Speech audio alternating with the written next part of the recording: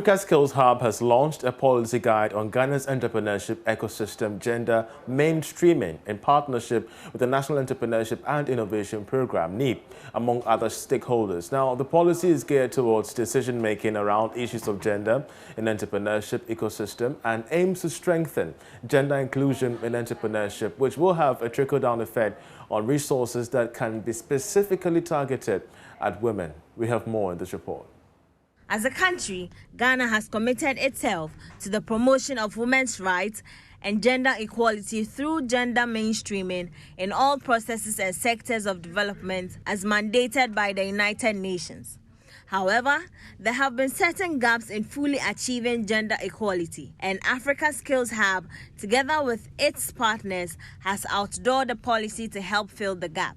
Here is Executive Director of Africa Skills Hub, Daniel Entry. The question policymakers must address is how women-owned businesses that are disadvantaged can really look at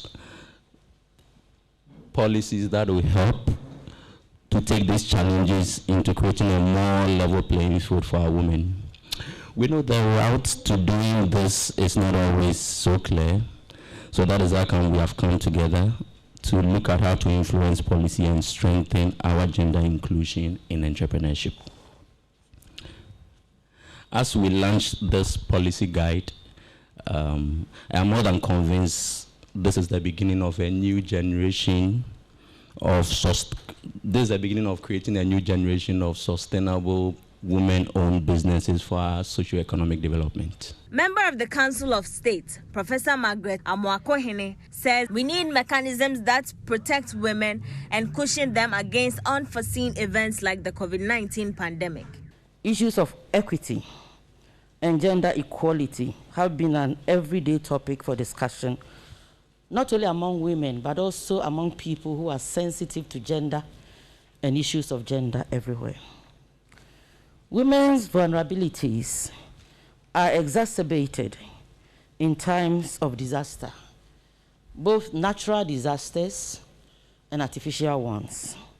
And I'm sure we all know many of the artificial ones. All the wars, all the conflicts, all the situations that place women at a very dangerous situation, they are all part of it. So if you talk about natural disaster, you have the drought, the famine, and the poverty that these things heighten among us.